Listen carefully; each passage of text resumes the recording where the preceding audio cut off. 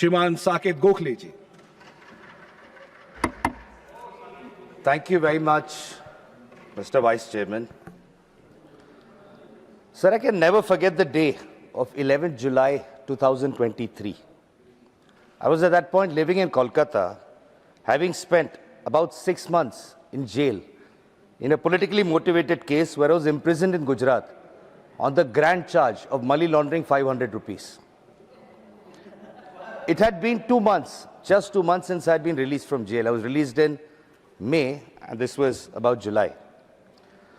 On that evening of 11th July, sir, I suddenly got a call from my leader, Abhishek Banerjee, at 10 p.m., where he told me, Saket, our party would like to see you in the Rajya Sabha. Wish you the best of luck, and we expect that you give your best. So this is not a call that an average person can ever expect to get. For a young 36-year-old man with no political background, who grew up in a 450 square foot, one-bedroom house, I'd never imagined this even in my dreams. So growing up in the middle class, we are taught early that dreams should be the same size as our modest houses. You dream as much as big as your house is, sir. Where we come from, sir, in the middle class, we're always told politics is not for people like us. So which is why I want to start by expressing the deepest gratitude to my leaders Mamata Banerjee and Abhishek Banerjee, who showed me that there is indeed a place in politics for young people, no matter where you come from, as long as you're prepared to give your 100% in the service of the nation and our people. I'm extremely proud today to say that I belong to a party where the only criteria that matters are your merit and performance and not your family background. So I was extremely fortunate to take my oath in the old Parliament building. In every moment I spent there, I could feel the spirits of our nation's founders reminding me of the immense responsibility that I'd been entrusted with. I've spent numerous moments sitting quietly in the Central Hall and being in awe of the values and struggles that our great nation and its constitution have been founded upon. Sir, I count myself immensely fortunate that, albeit for a brief period, I shared the membership of this august house with former Prime Minister Dr. Manmohan Singh.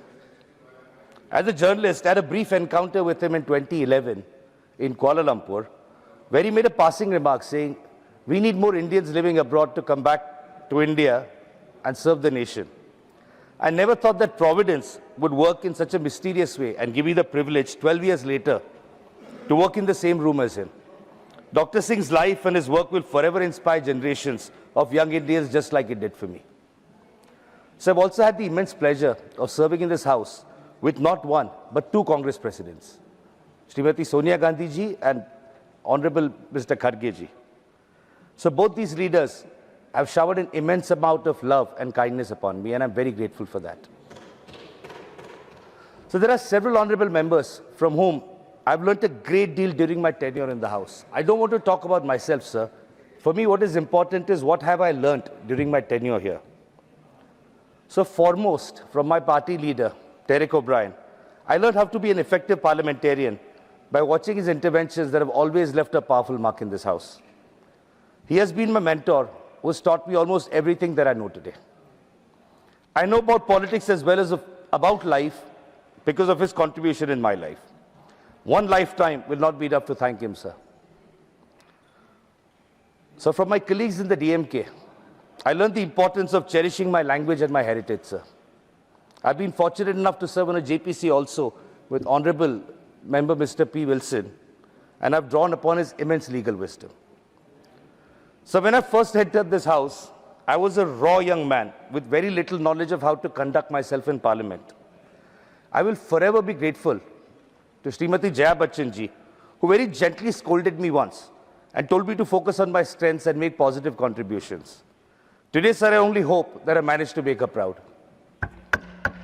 So I share a very unique bond with two senior members of this house, sir, Mr. Sanjay Singh and Mr. Sanjay Raut, because we have all had the honor of spending time in jail for fighting for what we believe in.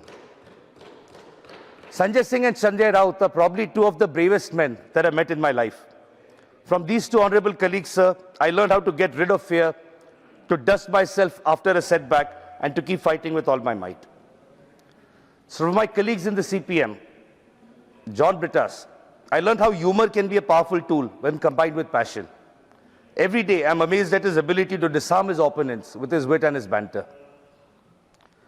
So I'll forever be grateful to this house for giving me a colleague, a friend, and a confidante like Priyanka Chaturvedi, who has been one of my biggest sources of support and encouragement. As we both retire from this house at the same time, I'm very lucky that this house has given me a friend for life. Sir, I've been very privileged to sit in this house and observe the interventions of some of India's greatest legal luminaries, like Mr. Kapil Sibal, Mr. Abhishek Manu Singhvi, Mr. Vivek Tankha, and several others. So someday when the history of our present times is written, the names of these honorable jurists will be written in golden words for everything they've done in our country today to protect fundamental rights. So I've been lucky to first-hand experience a masterclass in economics in this house every time our former finance minister, P. Chidambaram, has made an intervention. A 30-minute speech by Mr. Chidambaram teaches us a lot more about economics than any textbook can. Sir, I want to thank the Honorable Leader of the House, Shri J.P. Nadda, for all the kindness he has shown me as a young first-time MP during my tenure. His politeness and grace is something that every parliamentarian should imbibe. So despite our political and ideological differences, I've been privileged to have some deeply meaningful interactions with my colleagues from the Treasury benches, sir. It's a very sad reality of the times today that if I mention their names, they will get into trouble with their leadership, so I'm not going to do that. All I wish to say, sir, therefore, is that I'm grateful for all the positive interactions I've had with my colleagues from the BJP and other parties at the Treasury benches. They know who they are, and I've been very fortunate to spend time with them. So most of all, sir, I'm very, very, very grateful to have served with the finest MPs, who are my fellow colleagues from the second largest opposition party, the All India Trinamool Congress. So we are a party that epitomizes teamwork, and each and every colleague of mine has taught me some very valuable lessons that have shaped me not only as an MP, but as a person.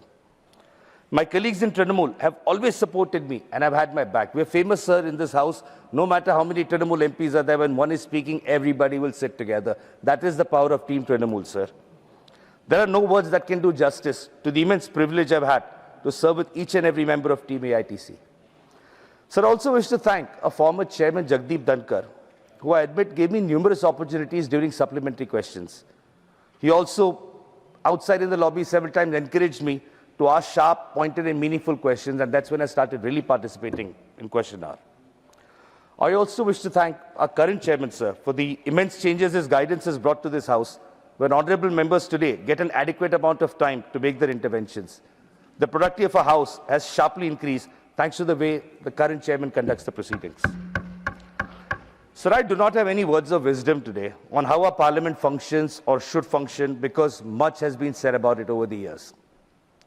Deep down, I know that this government is also extremely aware of how they've undermined and destroyed the prestige of his house with their actions. All I wish to say, sir, is power comes and power goes. The Rajya Sabha is a great microcosm of our nation, sir, because while members might come and go, this house, as we say, is perpetual. Therefore, I only wish that this house continues to be driven by the values of humility, cooperation, and grace.